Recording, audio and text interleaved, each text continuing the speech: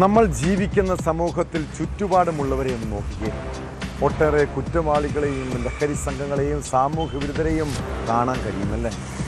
നമ്മുടെ കൺമുന്നിൽ പല തോന്നിയാസങ്ങളും വൃത്തികേടുകളും നിയമവിരുദ്ധ ഇടപാടുകളും നടക്കാറുണ്ടല്ലേ? എന്നാൽ നിങ്ങളിൽ എത്ര പേർ സമൂഹത്തിലെ കൊള്ളരായ്മയ്ക്കെതിരെ പ്രതികരിക്കാറുണ്ട്? ഇനി തെറ്റിനെതിരെ പ്രതികരിച്ചാലുള്ള അവസ്ഥ എന്തായിരിക്കും? തിരുവനന്തപുരം നെയ്യാറ്റിൻകരയിൽ ഒരു പ്രതിയെക്കുറിച്ചുള്ള വിവരങ്ങൾ പോലീസിനെ അറിയിച്ച വൈദികന് നേരെ ഉണ്ടായ ആക്രമണം അതീവ ഗൗരവത്തോടെ കാണേണ്ടതാണ്. വെള്ളറടയിലാണ് ജാമ്യത്തിൽ പുറത്തിറങ്ങിയ പ്രതി ഫാദർ സജിത് ദാസിനെ കുത്തി പരിക്കേൽപ്പിച്ചത്. കരിക്കകത്ത് മകനെ ലഹരിക്ക് അടിമയാക്കുന്നുവെന്ന് ആരോപിച്ച് മകന്റെ സുഹൃത്തിനെ കുത്തിപ്പരിക്കേൽപ്പിച്ച പിതാവിനെ കുറിച്ചും കേട്ടു. വിശദമായി പരിശോധിക്കുകയാണ് പോലീസ് പട്രോൾ. സ്വാഗതം.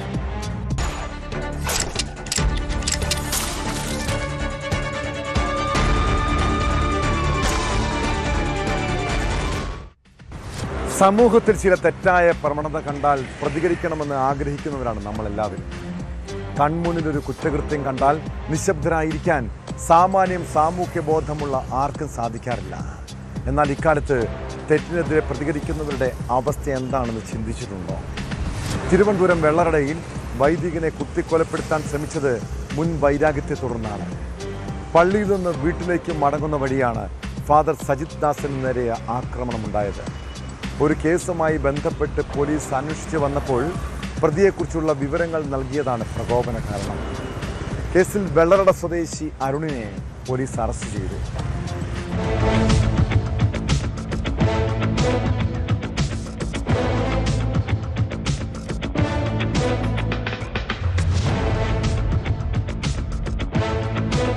കഴിഞ്ഞ ദിവസം വെള്ളറടയ്ക്ക് സമീപം മൈലക്കുന്നിൽ ആയിരുന്നു വൈദികരായ സജിത് ദാസിന് കുത്തേൽക്കുന്നത്. സഭാജോലികൾ കഴിഞ്ഞ് വീട്ടിലേക്ക് മടങ്ങുന്നതിനിടയിൽ പ്രദേശവാസിയായ അരുൺ എന്ന 31-കാരനാണ് ആക്രമണം നടത്തിയത്. ആക്രമണത്തിൽ സജിത് ദാസിനോടൊപ്പം ഉണ്ടായിരുന്ന മാങ്കോട് സ്വദേശി ജോഷിക്കും മർദ്ദനമേറ്റു. ഏതാനും മാസങ്ങൾക്ക് മുമ്പ് ഒരു കേസുമായി ബന്ധപ്പെട്ട പോലീസ് അന്വേഷിച്ചുവെന്ന അരുണിനെ കുറിച്ചുള്ള വിവരങ്ങൾ നൽകിയതിനുള്ള പ്രകോപനമാണ് ആക്രമണത്തിന് പിന്നിലെന്നാണ് വിലയിരുത്തൽ. പ്രാർത്ഥന കഴിഞ്ഞ് തിരിച്ച് ഭവനത്തിലോട്ട് വരാൻ വേണ്ടി തിരിച്ച സമയത്ത് ബാക്കിൽ നിന്ന് വന്ന് ചീത്ത വിളിച്ചുകൊണ്ട് വന്ന് ആദ്യ പുറകിലെ അടിക്ക് 2 അടി അടിച്ചു. അത് തുടർന്ന് കൂടെ വന്ന് ജോഷി അടിക്കുകയും ചെയ്തു. അപ്പോൾ ജോഷിക്ക് നല്ല കാലം സുഖമില്ലാത്തതുകൊണ്ട് പുള്ളിയെ ഫ്രണ്ടിൽ വിട്ട് ഞാൻ ബാക്കിൽ നിന്ന് വീണ്ടും പല പ്രാവശ്യം ഇടിച്ചു. 10-15 അടിയോളം ഇടിച്ചു. ഒരു 2-3 ബ്ലോക്ക് ചെയ്തെങ്കിലും മുള്ളുവേലി അടുത്തുള്ളതുകൊണ്ട് ഒന്നും എനിക്ക് ചെയ്യാൻ പറ്റിയില്ല. അപ്പോൾ പിന്നെ ബൈക്ക് അവർ സ്റ്റാർട്ട് ചെയ്ത് ഓടിക്കയറുവാൻ നിന്നപ്പം ബൈക്കിൽ നിന്ന് 2 കുത്തിയിട്ട് വീണ്ടും ഭീഷണിപ്പെടുത്തി പോലീസിൽ അറിയിച്ചു കഴിഞ്ഞാൽ കുത്തിക്കൊള്ളൽ വഴിയിലെടുക്കും എന്ന് ഭീഷണിപ്പെടുത്തുകയും ചെയ്തു.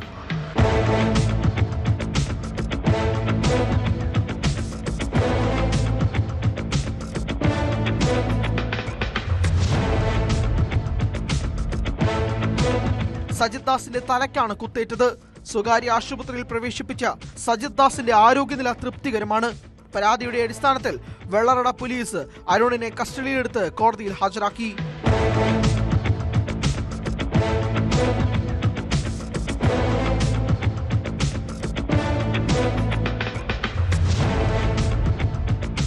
ന്യൂസ് 18 നെയ്യാറ്റിൻകര.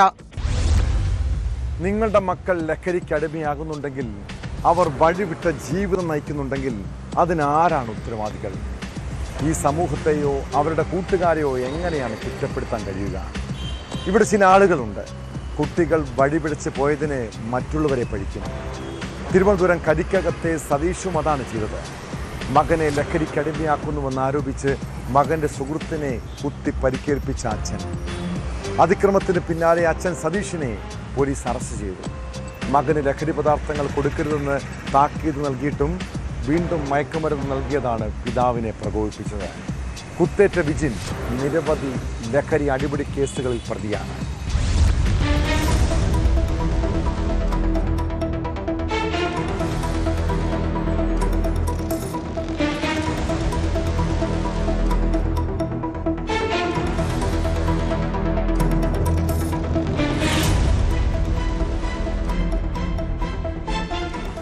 തലസ്ഥാന നഗരിയിൽ 2 ദിവസം മുൻപാണ് അതിക്രമം നടന്നത്.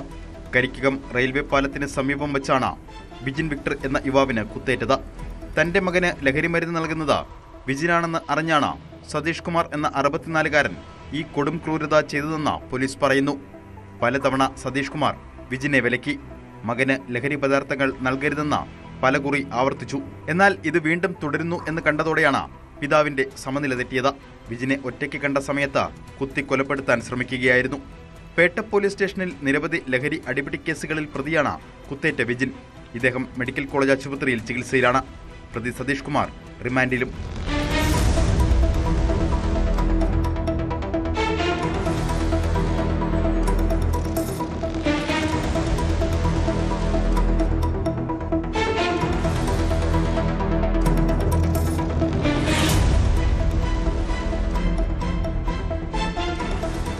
ന്യൂസ് 18 തിരുവനന്തപുരം. ആരാണ് അമ്മ? ഈ ഒരു ചോദ്യത്തിന് ഒട്ടേറെ ഉത്തരങ്ങൾ കാണുമല്ലേ. ആഴിയോളം ആഴമുള്ള സ്നേഹവും ആകാശത്തോളം വിശാലമായ കരുതലുമുള്ളവൾ, മക്കളുടെ സങ്കടങ്ങൾ അറിയുന്നവൾ. ഇങ്ങനെ കരുണയും കരുതലുമായിരുന്ന അമ്മമാർക്ക് ഇപ്പോൾ എന്താണ് സംഭവിക്കുന്നത്? നൊന്തു പ്രസവിച്ച കുഞ്ഞിനെ കൊലപ്പെടുത്തുന്ന സ്ത്രീകളെ അമ്മയെന്ന് വിളിക്കാൻ കഴിയുമോ? തിരുവനന്തപുരം കാട്ടാക്കടയിലെ നവജാത ശിശുവിൻ്റെ മരണത്തിൽ കരളലിയിപ്പിക്കുന്ന കഥകളാണ് കേട്ടത്.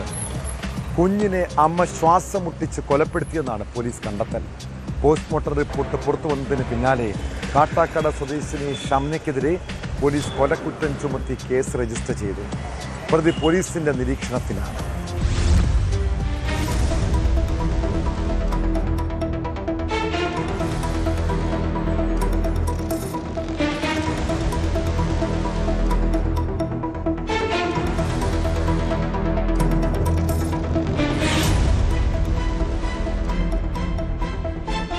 ഞായറാഴ്ചയാണ് ദാരുണമായ സംഭവം നടന്നത്. മണ്ഡപത്തിൻകടവ് പൂഴനാട് പ്ലാവിള പുത്തൻവീട്ടിൽ അൽത്താഫ് ഷാനിന്റെ ഭാര്യ ഷംനയുടെ കുഞ്ഞിനെയാണ് മരിച്ച നിലയിൽ ആശുപത്രിയിൽ എത്തിച്ചത്. ഷംന രക്തസ്രാവത്തെ തുടർന്ന് അവശ നിലയിലുമായിരുന്നു. കുഞ്ഞിന്റെ കഴുത്തിലും നെഞ്ചിലും മുറിവുകളുണ്ട്. പ്രസവിച്ചത് പുറത്തറിയാതിരിക്കാൻ കുഞ്ഞിനെ ശ്വാസം മുട്ടിച്ച് കൊലപ്പെടുത്തിയെന്നാണ് പോലീസ് പറയുന്നത്. യുവതിയുടെ മൊഴി വിശദമായി രേഖപ്പെടുത്തിയാൽ മാത്രമേ കൂടുതൽ കാര്യങ്ങൾ പുറത്തുവരൂ എന്നും പോലീസ് പറഞ്ഞു. ഇറച്ചിക്കട തൊഴിലാളിയായ ഭർത്താവ് അൽത്താഫ് ഉച്ചയ്ക്ക് വീട്ടിലെത്തിയപ്പോൾ ഷംന വയറുവേദന കാരണം അവശ നിലയിലായിരുന്നു. ആശുപത്രിയിലേക്ക് പോകാനായി ഷംനയെ ഓട്ടോറിക്ഷയിൽ കയറ്റുന്നതിനിടെ ചെരുപ്പെടുക്കാൻ മുറിയിൽ കയറിയപ്പോഴാണ് കട്ടിലിനടിയിൽ രക്തം പുരണ്ട തുണി അൽത്താഫ് കണ്ടത്. പരിശോധിച്ചപ്പോൾ തുണിക്കുള്ളിൽ ചോര കുഞ്ഞായിരുന്നുവെന്ന് ഇദ്ദേഹം പറയുന്നു. തുടർന്ന് കുഞ്ഞിനെയും ഷംനയെയും സ്വകാര്യ ആശുപത്രിയിലെത്തിച്ചെങ്കിലും കുഞ്ഞിന് ജീവനില്ലായിരുന്നു. സംശയം തോന്നിയ ആശുപത്രി അധികൃതർ പോലീസിൽ വിവരമറിയിച്ചു.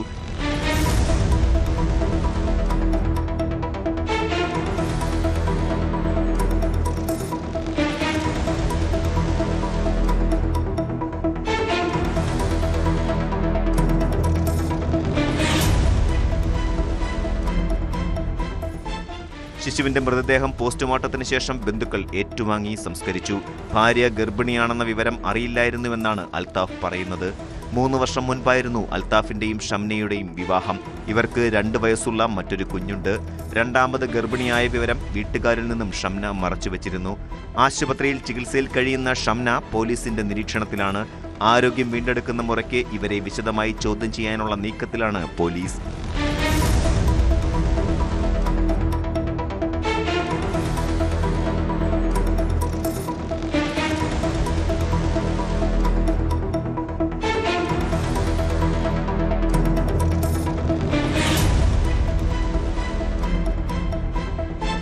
ന്യൂസ് 18 തിരുവനന്തപുരം. നിരവധി സിനിമകൾക്ക് കഥയും തിരക്കഥയും എഴുതിയിട്ടുണ്ട്. എന്നാൽ അതിനേക്കാൾ ഗംഭീരമായൊരു കഥ മെനയുകയാണ് സംവിധായകൻ രഞ്ജിത്ത്. സിനിമാ ലൊക്കേഷനിലെ ലൈംഗികതിക്രമ കേസിൽ നിന്ന് രക്ഷപ്പെടാൻ അയാൾ പറയുന്ന കഥ ഇങ്ങനെയാണ്. അഭിനയം പ്രതീക്ഷയ്ക്ക് ഉയരാത്തതിനാൽ സംവിധായകൻ എന്ന നിലയിൽ നടിയെ വിമർശിച്ചു. ചില സീനുകൾ വെട്ടിക്കുറച്ചു. അതിൻ്റെ വിരോധത്തിലാണ് യുവനടി പോലീസിൽ പീഡന പരാതി നൽകിയത്. ജാമ്യാപേക്ഷയിലാണ് രഞ്ജിത്ത് ഇക്കാര്യം ഉന്നയിക്കുന്നത്. എന്നാൽ രഞ്ജിത്ത് അന്വേഷണവുമായി സഹകരിക്കുന്നില്ലെന്നും കോടതിയുടെ നിർദ്ദേശങ്ങൾ പോലും അനുസരിച്ചില്ലെന്നുമാണ് പ്രോസിക്യൂഷന്റെ വാദം. രഞ്ജിത്തിനെ വീണ്ടും ചോദ്യം ചെയ്യണമെന്ന് ആവശ്യപ്പെട്ട് പോലീസ് കസ്റ്റഡി അപേക്ഷ സമർപ്പിച്ചു.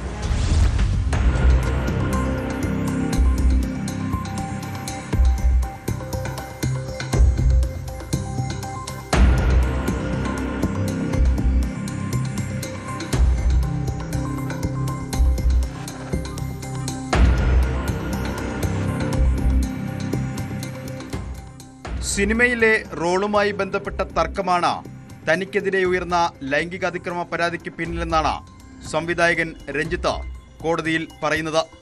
Ernakulam first class judicial magistrate കോടതിയിൽ ജാമ്യാപേക്ഷ പരിഗണിക്കുമ്പോഴാണ് രഞ്ജിത്ത് ഇക്കാര്യം ചൂണ്ടിക്കാണിച്ചത്. നടിയുടെ അഭിനയം പ്രതീക്ഷയ്ക്കൊത്ത് ഉയരാത്തതിനാൽ ചില സീനുകൾ വെട്ടിക്കുറച്ചിരുന്നുവെന്ന് രഞ്ജിത്തിന്റെ അഭിഭാഷകൻ വാദിച്ചു.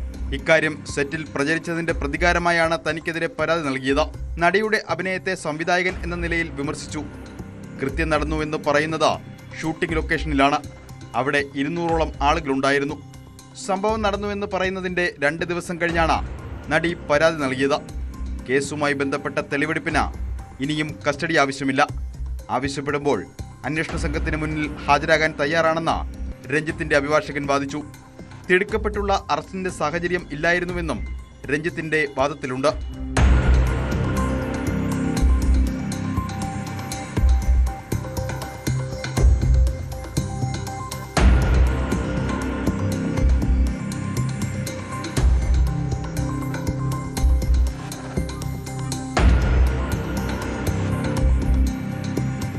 അതേസമയം രഞ്ജിത്ത് അന്വേഷണത്തോട് സഹകരിക്കുന്നില്ലെന്നും വീണ്ടും കസ്റ്റഡിയിൽ വിട്ടുതരണമെന്നും പ്രോസിക്യൂഷൻ ആവശ്യപ്പെട്ടു.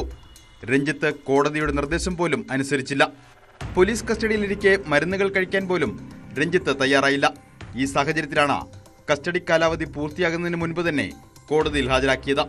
സിനിമയുമായി ബന്ധപ്പെട്ട രേഖകൾ കണ്ടെടുക്കാൻ സാധിച്ചില്ലെന്നും അതിനായി രഞ്ജിത്ത് സഹകരിച്ചില്ലെന്നും പ്രോസിക്യൂഷൻ പറഞ്ഞു. ഈ സാഹചര്യത്തിൽ വീണ്ടും കസ്റ്റഡി വേണമെന്നും പ്രോസിക്യൂഷൻ ആവശ്യപ്പെട്ടു.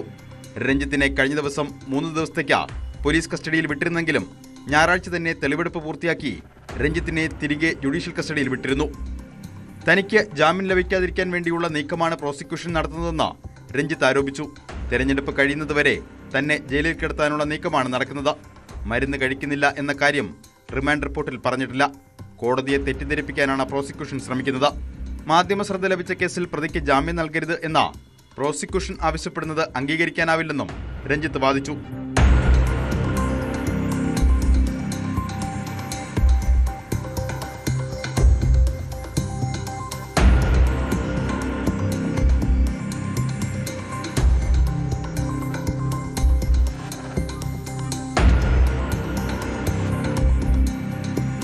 രഞ്ജിത്തിന്റെ ഫോൺ പോലീസ് പിടിച്ചെടുത്തിട്ടുണ്ട്. ഇതിലെ തെളിവുകൾ പരിശോധിച്ചു വരികയാണ്. ലൈംഗികാതിക്രമം ഉണ്ടായ ദിവസം തന്നെ രഞ്ജിത്ത് അതിജീവിതയെ വിളിച്ചിരുന്നു. ഇത് DCP അശ്വതി ജി ഇന്നലെ വെളിപ്പെടുത്തിയിരുന്നു.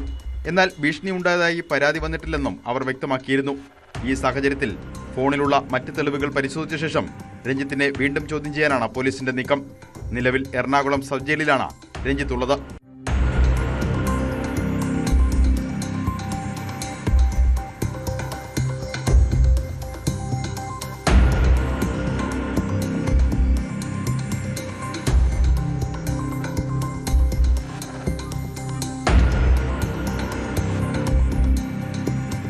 ജനുവരി 30 ഫോർട്ട് കൊച്ചിയിൽ ഷൂട്ടിംഗ് നടക്കുമ്പോൾ കാരവാനിൽ വെച്ച് രഞ്ജിത്ത് അപമര്യാദയായി പെരുമാറിയെന്നാണ് യുവനടി നൽകിയിരുന്ന പരാതി. അതിജീവിത കാരവാനിൽ നിന്ന് കരഞ്ഞുകൊണ്ട് ഇറങ്ങി വരുന്നത് ഷൂട്ടിംഗ് സെറ്റിലുണ്ടായിരുന്നവർ കണ്ടിരുന്നുവെന്ന് പോലീസ് വ്യക്തമാക്കിയിട്ടുണ്ട്. ഇവരിൽ നിന്നെടുക്കുന്ന മൊഴിയുടെ കൂടി അടിസ്ഥാനത്തിലായിരിക്കും കേസ് നടപടികൾ മുന്നോട്ട് പോവുക. ഇവരിൽ നിന്ന് മൊഴിയെടുത്ത് വരികയാണെന്ന് പോലീസ് പറഞ്ഞു. നേരത്തെ രഞ്ജിത്തിനെ കാരവാനിലെത്തിച്ച് തെളിവെടുത്തിരുന്നു. കേസ് വ്യാജമാണെന്നും തനിക്കെതിരെയുള്ള ഗൂഢാലോചനയുടെ ഭാഗമാണെന്നുമാണ് രഞ്ജിത്തിന്റെ നിലപാട്.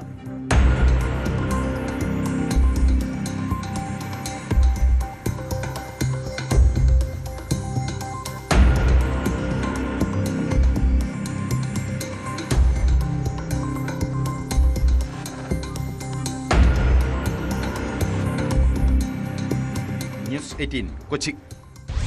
കസ്റ്റഡി കൊലപാതകങ്ങളുടെ ഹൃദയം നുറുങ്ങുന്ന കുറേ കഥകൾ നമ്മൾ കേട്ടിട്ടുണ്ടല്ലേ.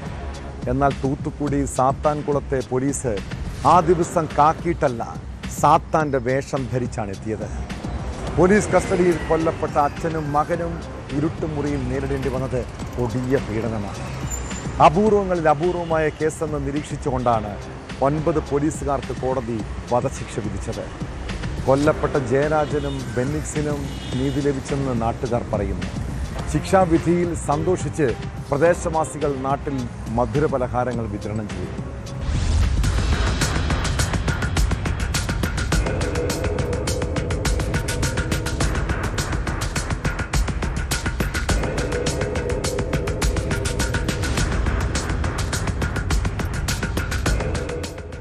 2020 ജൂൺ 19 കോവിഡ് വ്യാപനമുണ്ടായ സമയത്ത് നിയന്ത്രണം ലംഘിച്ച് രാത്രി 9 മണിക്ക് ശേഷം കട തുറന്നെന്ന് ആരോപിച്ച് ജയരാജിനെ പോലീസ് കസ്റ്റഡിയിലെടുത്തത്. അച്ഛനെ അന്വേഷിച്ചു ചെന്ന ബെന്നിക്സിനെയും കസ്റ്റഡിയിലെടുത്തു. ഇരുവരെയും പ്രതികളായ പോലീസ് ഉദ്യോഗസ്ഥർ സാത്താംകുളം പോലീസ് സ്റ്റേഷനിൽ വെച്ച് ക്രൂരമായി പീഡിപ്പിച്ചെന്ന് കുറ്റപത്രത്തിൽ പറയുന്നു. ജൂൺ 19 രാത്രി 7:45 അടുത്ത ദിവസം പുലർച്ചെ 3 ജയരാജിനെയും ബെന്നിക്സിനെയും പോലീസ് സ്റ്റേഷനിൽ വെച്ച് ക്രൂര പീഡനത്തിനിരയാക്കി. ഇരുവരെയും പലതവണ മർദ്ദിച്ചതായും CBI കുറ്റപത്രത്തിൽ ആരോപിക്കുന്നു. ഇരുവരെയും കഠിനമായി മർദ്ദിക്കാൻ പ്രതിയായ ഇൻസ്പെക്ടർ S. ശ്രീധർ മറ്റ് പോലീസ് ഉദ്യോഗസ്ഥരെയും പ്രേരിപ്പിച്ചു. ഇരുവരെയും വിവസ്ത്രരാക്കി. ഒരു രാത്രി മുഴുവൻ പോലീസ് സ്റ്റേഷനിൽ നിർത്തി പലതരത്തിൽ ക്രൂരമായി പീഡിപ്പിച്ചു. ദേഹമാസകലം പരിക്കേറ്റ ബെന്നിക്സ് ജൂൺ 22 ജയരാജ് 23 മരിച്ചു. ഇരുവരുടെയും കസ്റ്റഡി മരണത്തിൽ ജനരോഷമുയരുകയും പോലീസ് അന്വേഷണം കാര്യക്ഷമമല്ലെന്ന് പരാതി ഉയരുകയും ചെയ്തപ്പോൾ മദ്രാസ് ഹൈക്കോടതി സ്വമേധയാ കേസെടുത്തു. അന്വേഷണം ആദ്യം ക്രൈംബ്രാഞ്ച് CIDക്കും പിന്നീട് സംസ്ഥാന പോലീസ് മേധാവിയുടെ അഭിപ്രായം കൂടി പരിഗണിച്ച് CBIക്കും വിട്ടു. അന്വേഷണം പൂർത്തിയാക്കിയ CBI അതേ വർഷം തന്നെ കുറ്റപത്രം സമർപ്പിച്ചു. ഇരുവരെയും പീഡിപ്പിക്കാനായി ഉപയോഗിച്ച ലാത്തിയിലെ രക്തവും സ്റ്റേഷന്റെ ചുവരിലെ രക്തക്കറകളും കൊല്ലപ്പെട്ട ജയരാജിന്റെയും മകൻ ബെന്നിക്സിന്റെയും രക്തവും ഒന്നു തന്നെയാണെന്ന് ന്യൂഡൽഹി CFSLലെ വിദഗ്ധരുടെ അഭിപ്രായത്തിൽ നിന്ന് വ്യക്തമാണെന്ന് CBI കുറ്റപത്രത്തിൽ പറയുന്നു. സാത്താംകുളം പോലീസ് സ്റ്റേഷനിലെ ഇൻസ്പെക്ടർ S. ശ്രീധർ, സബ് ഇൻസ്പെക്ടർമാരായ P. Raghu Ganesh, K. Balakrishnan, head കോൺസ്റ്റബിൾമാരായ S. മുരുകൻ, A. സാമിദുരൈ, കോൺസ്റ്റബിൾമാരായ M. Muthuraj, S. Chelladurai, X. Thomas, Francis, S. Veyilmuthu എന്നിവരാണ് ശിക്ഷിച്ചത്. കുറ്റക്കാർക്കെതിരെ കടുത്ത നടപടി വന്നതിൽ ആശ്വാസത്തിലാണ് സാത്താംകുളത്തെ നാട്ടുകാർ. നീതി ലഭിച്ചതിന്റെ സന്തോഷം അവർ മധുരപലഹാരങ്ങൾ വിതരണം ചെയ്ത് ആഘോഷിക്കുകയും ചെയ്തു.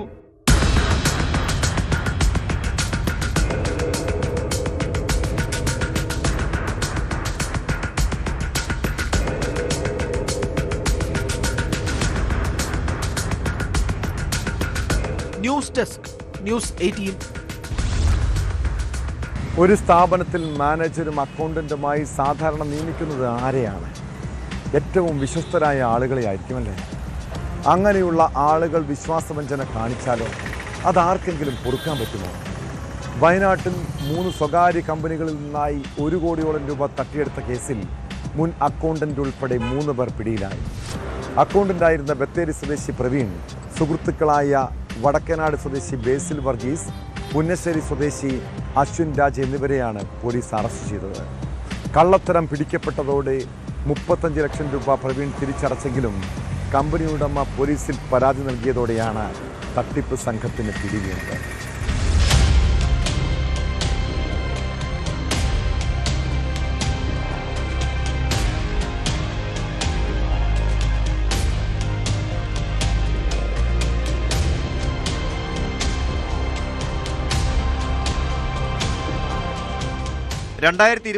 ജനുവരി മുതൽ 2025 മാർച്ച് വരെയുള്ള കാലയളവിൽ ബത്തേരി സ്വദേശിയുടെ ഉടമസ്ഥതയിലുള്ള കമ്പനികളിലാണ് തട്ടിപ്പ് നടന്നത്. 3 കമ്പനികളുടെയും അക്കൗണ്ടുകൾ കൈകാര്യം ചെയ്തിരുന്നത് പ്രവീണായിരുന്നു. യഥാർത്ഥ തുകയേക്കാൾ കൂടിയ തുക GSTയിൽ അടച്ചതായി വരുത്തി ഉടമയെ തെറ്റിദ്ധരിപ്പിച്ചായിരുന്നു തട്ടിപ്പ്. കൂടിയ തുകയാണ് അടയ്ക്കാനുള്ളതെന്ന് കാണിച്ച് ചെക്ക് വാങ്ങി GSTയിലേക്ക് അയക്കാനുള്ള തുക അടയ്ക്കുകയും കൂടിയ തുക സുഹൃത്തുക്കളായ ബേസിൽ വർഗീസ്, അശ്വിൻ രാജ് എന്നിവരുടെ അക്കൗണ്ടുകളിലേക്ക് അയച്ചു കൊടുക്കുകയുമായിരുന്നു.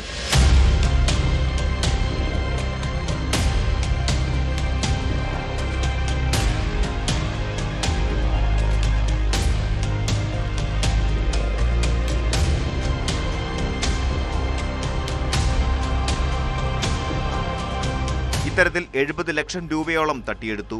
കൂടാതെ തൊഴിലാളികളുടെ PF, ESI എന്നിവ തിരിമറി നടത്തുകയും ചെയ്തു. ഒരു തൊഴിലാളിയുടെ ചികിത്സയ്ക്ക് ആവശ്യമായി വന്ന പണം ESI അക്കൗണ്ടിന് പകരം സ്വകാര്യ വ്യക്തിയുടെ അക്കൗണ്ടിൽ നിന്ന് ലഭിച്ചതോടെയാണ് തട്ടിപ്പ് പുറത്തായത്.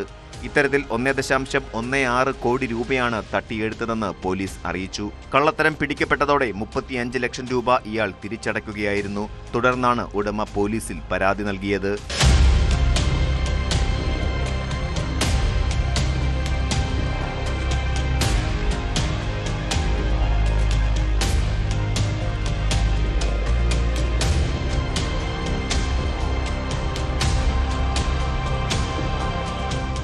ന്യൂസ് 18 വയനാട്. തെരഞ്ഞെടുപ്പ് കൊട്ടിക്കലാശത്തിനിടെ സംസ്ഥാനത്ത് പലയിടത്തും സംഘർഷവും അക്രമവും ഉണ്ടായി. പാലക്കാട് പട്ടാമ്പിയിൽ തെരഞ്ഞെടുപ്പ് പ്രചാരണം കല്ലേറിലും സംഘർഷത്തിലുമാണ് കലാശിച്ചത്. പോലീസ് സ്റ്റേഷൻ പരിസരത്ത് LDFിൻ്റെയും UDFിൻ്റെയും റാലികൾ കടന്നു പോകുമ്പോഴായിരുന്നു ആക്രമണം. സംഭവത്തിൽ ഒരു പോലീസുകാരനുൾപ്പെടെ 5 പേർക്ക് പരിക്കേറ്റു. കണ്ണൂർ പേരാവൂരിലും എറണാകുളം പെരുമ്പാവൂരിലും LDF UDF പ്രവർത്തകർ തമ്മിൽ ഏറ്റുമുട്ടി. പോലീസിന്റെ കൺമുന്നിലാണ് അക്രമ സംഭവങ്ങൾ അരങ്ങേറിയത്.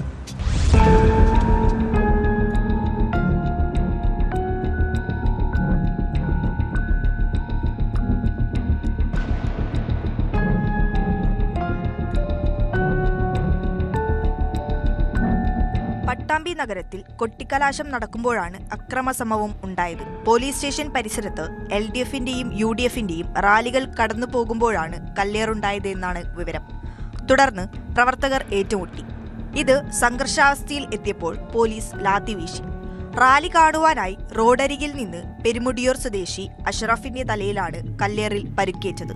അവര് കോൺഗ്രസിന്റെ ആൾക്കാരെ പ്രകടനം പോയിരുന്നല്ലോ, ആ കോടതിപ്പടം മുൻവെച്ചിട്ടാണ് സംഭവം ഉണ്ടായത്. അപ്പോൾ അവര് ആദ്യം കല്ലുകൊണ്ട് എറിഞ്ഞത് നമുക്ക് കിട്ടി. പിന്നെ അത് കൂടാതെ കല്ലുകൊണ്ട് എറി കൂടാതെ വടി പൊട്ടിച്ചിട്ട് അവർ എറിഞ്ഞിരുന്നു. വടി കൊണ്ട് എറിഞ്ഞിരുന്നു. ഈ എനിക്ക് ഏറിയിട്ടപ്പോൾ ഞാൻ നെറ്റ് ഹോസ്പിറ്റലിൽ വന്നു. പിന്നെ അവർ ഏറെ നിർത്താതെ എറിഞ്ഞുകൊണ്ടിരിക്കുകയാണ്. അതിൽ പരിക്ക് തലക്ക് പൊട്ടുണ്ട്. ഞാൻ പ്രകടനത്തിലുണ്ടായി. ഞങ്ങളൊരു സൈഡിൽ നിൽക്കായിരുന്നു. അവിടെ ആ പരിപാടിയിൽ വന്ന് ഞങ്ങളുടെ ഭാഗത്ത് നിൽക്കായിരുന്നു. CPM നേതാക്കളായ PR രജീഷിന്റെ കാലിനും ബാലചന്ദ്രന്റെ കൈയിനും പരിക്കേറ്റു. പരിക്കേറ്റവരെ പട്ടാമ്പിയിലെ സ്വകാര്യ ആശുപത്രിയിൽ പ്രവേശിപ്പിച്ചു. LDFിന്റെ റാലി കണ്ട് പരാജയഭീതി പൂണ്ട UDF പ്രവർത്തകരാണ് അക്രമം നടത്തിയതെന്നും സംഭവത്തെ നിയമപരമായി നേരിടുമെന്നും LDF സ്ഥാനാർത്ഥി മുഹമ്മദ് മുഹസിൻ പറഞ്ഞു.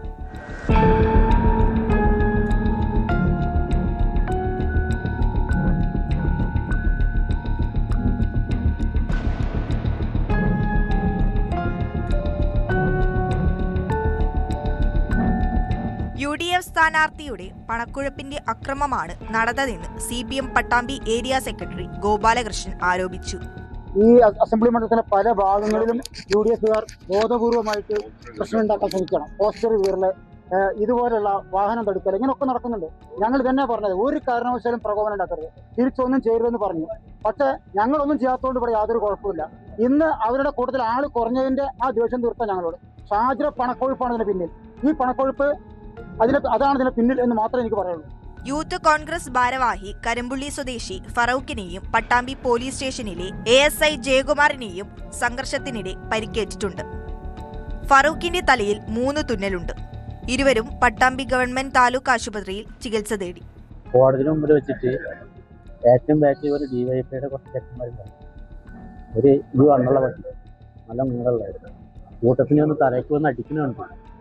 പിന്നെ കുറച്ച് മുമ്പ് ആകെ ബ്ലഡായി. അപ്പോൾ ഞാൻ തല പൊത്തിയിട്ട് ഞാൻ പതുക്കാണ്ട് പോയി. എൻ്റെ കൂട്ടുകാരനെ വിളിച്ചിട്ട് നിളയെ പോയി. എൻ്റെ നേരെ ഇങ്ങോട്ട് വന്നു. UDFിന്റെ ആൾബലം കണ്ട് പരാജയ ഭീതിയിലായ LDFിന്റെ ഭാഗത്തു നിന്നും അക്രമം ഉണ്ടായതെന്നും സംഭവത്തിൽ നിയമപരമായി നേരിടുമെന്നും UDF സ്ഥാനാർത്ഥി TP ഷാജി പറഞ്ഞു. സമാധാനപരമായ രീതിയിൽ കടന്നു പോകുന്ന ആ ജാഥയെ ഇടതുപക്ഷത്തിന്റെ ഭാഗത്തു നിന്നാണ് ഒരു അക്രമം ഉണ്ടായിട്ടുള്ളത്. ഈ തെരഞ്ഞെടുപ്പിൽ പരാജയപ്പെടുമെന്ന് പരിപൂർണമായി ഉറപ്പിച്ച് കഴിഞ്ഞ ശേഷമാണ് അവർ ജാഥയ്ക്ക് എത്തിയിട്ടുള്ളത്. മാത്രമല്ല അതിൻ്റെ CCTV ഒക്കെ പരിശോധിച്ചാൽ മനസ്സിലാവുന്നത് സാധാരണ കൊടി കെട്ടുമ്പോൾ ചെറിയ രീതിയിലുള്ള വടികൾ ഉപയോഗിച്ചിട്ടാണ് കെട്ടാതെ. അതിന് പകരം മർദ്ദിക്കണമെന്ന ഉദ്ദേശ ലക്ഷ്യത്തോടു കൂടിയിട്ടുള്ള വടി ഉപയോഗിച്ചുകൊണ്ടാണ് കൊടി കെട്ടിയിട്ട് ഐക്യജനാധിപത്യ മുന്നണിയുടെ പ്രവർത്തകർക്ക് നേരെ ആക്രോശിച്ചുകൊണ്ട് അവർക്കെതിരായിട്ട് അക്രമം നടത്തിയിട്ടുള്ളത്. മാത്രമല്ല അവർ കല്ലേറ് നടത്തിയതിന്റെ ഭാഗമായിട്ടാണ് പോലീസിന് വരെ പരിക്ക് പറ്റിയത്. UDF നേതാക്കളും പ്രവർത്തകരും പോലീസ് ഉദ്യോഗസ്ഥരും ആശുപത്രിയിൽ പരിക്കേറ്റവരെ സന്ദർശിച്ചു. CPI ജില്ലാ സെക്രട്ടറി സുമതല മോഹൻദാസ്, NP വിനയ്കുമാർ തുടങ്ങിയ നേതാക്കളും ആശുപത്രിയിൽ എത്തി.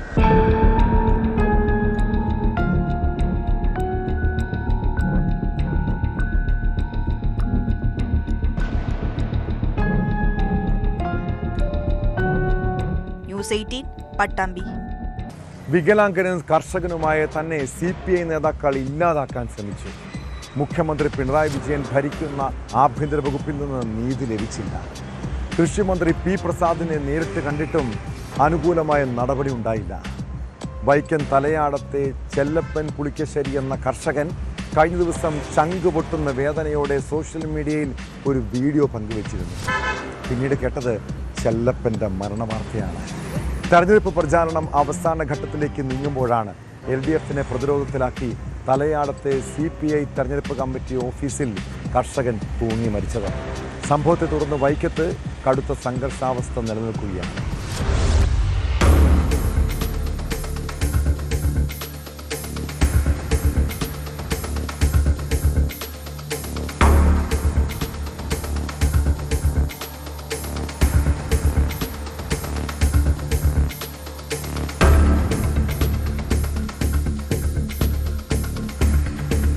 ജനകീയ കർഷകനും പ്രദേശവാസിയുമായ ചെല്ലപ്പൻ പുളിക്കശ്ശേരിയെ രാവിലെയാണ് വൈക്കം തലയാഴത്തെ CPI ലോക്കൽ കമ്മിറ്റി ഓഫീസിനുള്ളിൽ തൂങ്ങി മരിച്ച നിലയിൽ കണ്ടെത്തിയത്. CPI ജില്ലാ നേതാക്കൾ തന്റെ ഉപജീവനമാർഗം നശിപ്പിച്ചെന്നും നിരന്തരം വേട്ടയാടുന്നുവെന്നും ആരോപിച്ച ചെല്ലപ്പൻ നേരത്തെ രംഗത്തെത്തിയിരുന്നു. പാർട്ടിയുടെ നയങ്ങൾക്കെതിരെയും പ്രാദേശിക നേതാക്കളുടെ വഴിവിട്ട പോക്കുകൾക്കെതിരെയും സമൂഹമാധ്യമങ്ങളിലൂടെ കടുത്ത വിമർശനം ഉന്നയിച്ചതാണ്. താൻ അധ്വാനിച്ചു വളർത്തിയ കൃഷിയും മറ്റു ഉപജീവന മാർഗങ്ങളും പാർട്ടിയിലെ ചില ഉന്നത നേതാക്കളുടെ ഇടപെടൽ മൂലം ഇല്ലാതായെന്ന ചെല്ലപ്പൻ തന്റെ സുഹൃത്തുക്കളോടും ബന്ധുക്കളോടും പരാതിപ്പെട്ടിരുന്നു. പാർട്ടിയെ വിശ്വസിച്ച് നടന്ന തനിക്ക് നീതി ലഭിച്ചില്ല. പാർട്ടിയുടെ സ്വാധീനം ഉപയോഗിച്ച് നേതാക്കൾ തന്നെ ദ്രോഹിച്ചു. ഈ മാനസിക വിഷമമാണ് CPI ഓഫീസിനുള്ളിൽ ജീവനെടുക്കാൻ ചെല്ലപ്പനെ പ്രേരിപ്പിച്ചതെന്നാണ് നിഗമനം.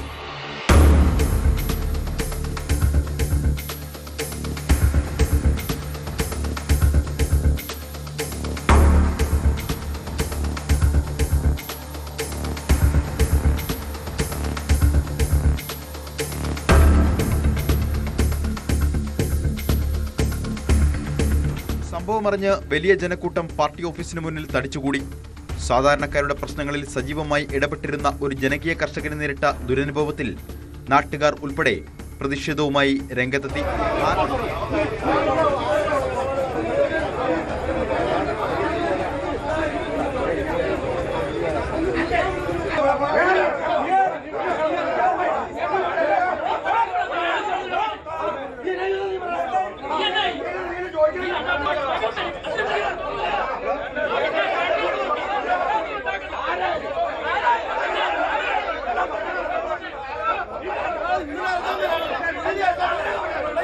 ശാരീരിക പ്രശ്നം ഹാൻഡിക്യാപ്പാ.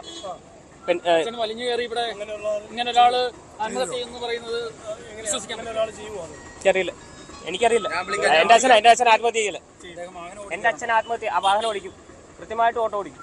ആ പെട്ടിവണ്ടിയുടെ താക്കോല് വരെ അവിടെ ഇരിക്കുന്നു ഗുരുകൃപ. ഞാൻ 3 ദിവസമായിട്ട് എന്റെ അച്ഛനെ കാണുന്നുണ്ട്. ഞാൻ പോയി അച്ഛൻ പറയുന്ന ഒരു ശക്തിയുണ്ട്, അറബിക്കടലിൽ പോയി താഴ്ത്തുമെന്ന് പറഞ്ഞു. എന്നെ ചതിച്ചവൻ വരാം. അച്ഛനെ എന്തോരം ടോർച്ചർ ആരൊക്കെയോ ചെയ്തിട്ടുണ്ട്, എനിക്കറിയില്ല. ആരാന്ന് എന്നോട് പറഞ്ഞില്ല. ഞാൻ എൻ്റെ സുഹൃത്തിനെ ഞാൻ ഇന്നലെ പറഞ്ഞു വിട്ടു. ഞാൻ ആ ദുരിതമുണ്ട്, സത്യമായിട്ടുണ്ട്. അല്ല എൻ്റെ അച്ഛൻ എനിക്കറിയില്ല. കുറിപ്പുണ്ടായിരുന്നു. ഞാനാണ് പോലീസിന്റെ ഒപ്പം അവിടെ ഇൻക്വസ്റ്റ് തയ്യാറാക്കുന്ന സമയത്ത് ഞാൻ അവിടെ ഉണ്ടായിരുന്നു. അദ്ദേഹത്തിന്റെ ഷർട്ടിന്റെ പോക്കറ്റിൽ നിന്ന് അദ്ദേഹത്തിന്റെ ഹോർട്ടിക്കൾച്ചറിന്റെ ലെറ്റർ പാഡിൽ 2 പേജുള്ള കുറിപ്പുണ്ടായിരുന്നു. അതെന്താണെന്ന് അവർ കാണിച്ചിട്ടില്ല. അതിൽ അദ്ദേഹം കഴിഞ്ഞ ദിവസത്തെ ഫേസ്ബുക്ക് പേജുമായിട്ട് കൂട്ടിയോജിപ്പിച്ച് വായിക്കുകയാണെങ്കിൽ ഇവിടുത്തെ CPI നേതൃത്വം അദ്ദേഹത്തിനെതിരെ നടത്തിയിട്ടുള്ള എല്ലാ കാര്യങ്ങളും ആരൊക്കെയാണ്, അദ്ദേഹം ആത്മഹത്യ ചെയ്തതാണെങ്കിൽ ആത്മഹത്യക്ക് പിന്നിൽ അദ്ദേഹത്തിനെ പ്രേരിപ്പിച്ച ആളുകൾ ആരാണെന്ന് കൃത്യമായിട്ട് അതിനകത്തുണ്ട്. അത് പോലീസുകാർ പുറത്തേക്ക് വിടുന്നില്ല. RDO നേരിട്ടെത്താതെ മൃതദേഹം അഴിച്ചുമാറ്റാൻ സമ്മതിക്കില്ലെന്ന് ബന്ധുക്കളും നാട്ടുകാരും നിലപാടെടുത്തു. പോലീസും സ്ഥലത്തെത്തി. പക്ഷേ ജനരോക്ഷം കാരണം നടപടികൾ വൈകി. മരണത്തിന് ഉത്തരവാദികളായ നേതാക്കൾക്കെതിരെ കർശന നടപടി വേണമെന്നാണ് നാട്ടുകാരുടെ ആവശ്യം. കഴിഞ്ഞ ദിവസം NDAയുടെ ഓഫീസിൽ അദ്ദേഹം വന്ന് എന്നോട് നേരിട്ട് അദ്ദേഹം പറഞ്ഞതാണ്, ഈ ഇലക്ഷൻ വരെയും ഞാൻ ജീവിച്ചിരിക്കില്ല പ്രീജു, ഞാൻ കൊല ചെയ്യപ്പെടും. അതിന് CPIക്കാർ അതിനുള്ള സംവിധാനങ്ങളൊക്കെ ഒരുക്കുന്നുണ്ട്. എന്നെ തീർക്കാൻ വേണ്ടിയിട്ടുള്ള, എന്നെ വകവരുത്താൻ വേണ്ടിയിട്ടുള്ള സംവിധാനങ്ങളൊക്കെ അവർ ചെയ്യുന്നുണ്ട്. ഈ ഇലക്ഷൻ വരെയും ജീവിച്ചിരിക്കുകയാണെങ്കിൽ നമുക്ക് കാണാം എന്നൊക്കെയാണ് അദ്ദേഹം എന്നോട് NDAയുടെ ഓഫീസിൽ വന്ന് പറയുന്നത്. അദ്ദേഹത്തിൻ്റെ സ്റ്റേറ്റ്മെൻറ്റിൽ പറഞ്ഞിരുന്ന ആൾക്കാർ രാത്രി ഇവിടെ ഉണ്ടായിരുന്നു. പിന്നെ അദ്ദേഹം ഈ പറഞ്ഞു വിട്ട് കാല് വയ്യാത്ത ഒരാളാണ്, വയ്യാത്ത ഒരാളാണ്. അദ്ദേഹം എൻ്റെ ചെയ്തു എന്ന് പറയുന്നത് അത് എങ്ങനെയാണ് അന്വേഷിക്കേണ്ടത്? കാര്യം ഒരു വയ്യാത്ത ആളിങ്ങനെ മുകളിൽ കയറി പോവുമോ, അത് ഉണ്ടോ എന്നൊക്കെ അതൊക്കെ പോലീസിൻ്റെ ഉത്തരവാദിത്തമാണ്. പക്ഷെ എന്തായാലും ഇതിൽ അസ്വാഭാവികത ഉണ്ടായെന്ന് വ്യാപകമായി ജനങ്ങൾക്കിടയിൽ ഒരു ചർച്ചയുണ്ടെങ്കിൽ അത് ആ പക്ഷത്ത് ഞാൻ നീക്കിയത്. ഒരു സാധാരണ കർഷകൻ പാർട്ടി ഓഫീസിനുള്ളിൽ തന്നെ തൂങ്ങി മരിച്ചത് CPIയെയും LDF സർക്കാരിനെയും വലിയ പ്രതിരോധത്തിലാക്കിയിരിക്കുകയാണ്.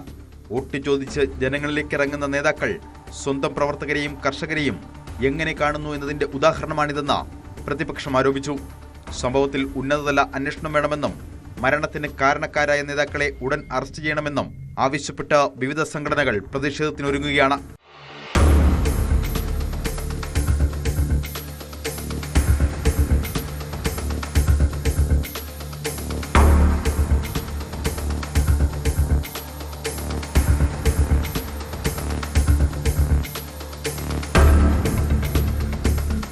ന്യൂസ് 18 വൈക്കം. സംസ്ഥാനത്ത് കവർച്ചാ സംഘത്തെ കൊണ്ട് നാട്ടുകാർ പൊറുതിമുട്ടിയിരിക്കുകയാണ്. തിരുവനന്തപുരം കാഞ്ഞിരംകുളത്ത് അടുത്തടുത്ത 2 വീടുകളിലാണ് കവർച്ച നടന്നത്. ഒരു വീട്ടിൽ നിന്ന് 17.5 പവൻ സ്വർണവും പണവും മോഷണം പോയി. തൊട്ടടുത്ത വീട്ടിൽ നിന്ന് പണത്തിന് പുറമെ സ്വർണവും മോഷ്ടിച്ചു. പ്രതികൾക്ക് വേണ്ടി അന്വേഷണം ഊർജിതമാക്കിയിരിക്കുകയാണ് പോലീസ്.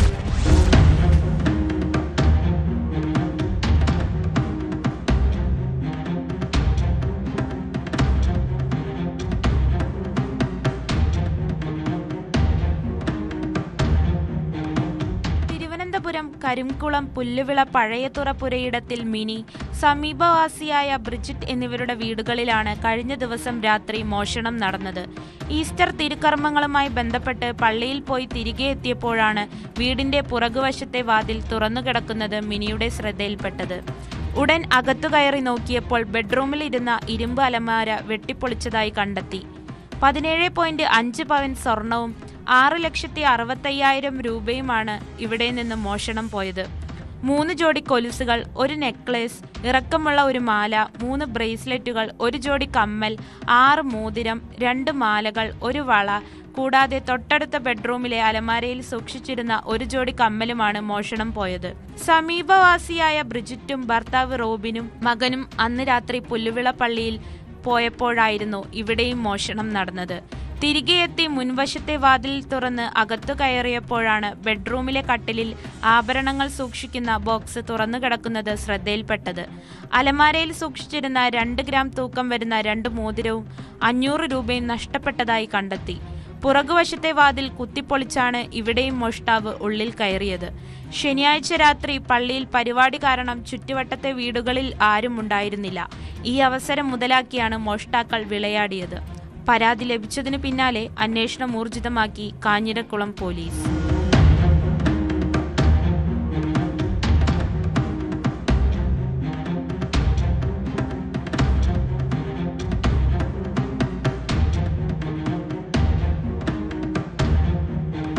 ന്യൂസ് 18 തിരുവനന്തപുരം. നമ്മളെല്ലാവരും എപ്പോഴും സന്തോഷത്തോടെയും സമാധാനത്തോടെയും ഇരിക്കാൻ ആഗ്രഹിക്കുന്നവരാണല്ലേ. എന്നാൽ എത്ര പേർക്ക് ഈ സന്തോഷം കിട്ടുന്നുണ്ട്? ജീവിതത്തിൽ സംതൃപ്തിയുണ്ട്? ഒന്ന് ചിന്തിച്ചു നോക്കിക്കേ. Journal of personality and social സൈക്കോളജിയിൽ പ്രസിദ്ധീകരിച്ച പഠന റിപ്പോർട്ട് ഒന്ന് പരിശോധിക്കാം. 20കളുടെ അവസാനം വരെയും പങ്കാളിയെ കണ്ടെത്താത്തവർക്ക് ജീവിതത്തോടുള്ള സംതൃപ്തി കുറവായിരിക്കുമെന്നാണ് പഠനം ചൂണ്ടിക്കാട്ടുന്നത്. പങ്കാളിയുള്ളവരുമായി താരതമ്യം ചെയ്യുമ്പോൾ ഇക്കൂട്ടരിൽ സന്തോഷം കുറവെന്നാണ് കണ്ടെത്തൽ.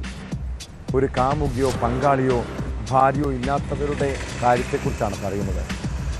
സൗഹൃദങ്ങളും ഒരു കൂട്ടുമൊക്കെ ജീവിതത്തെ സന്തോഷിപ്പിക്കുമെന്ന് പഠനം വ്യക്തമാക്കുന്നു. വഴക്കും പ്രശ്നവും ഇല്ലാതെ പങ്കാളിക്കൊപ്പം ജീവിക്കുന്നതിനേക്കാൾ ഭാഗ്യം വേറെയുണ്ടോ? ഇതോടെ പോലീസ് പട്രോൾ പൂർണ്ണമാണ്. നമസ്കാരം.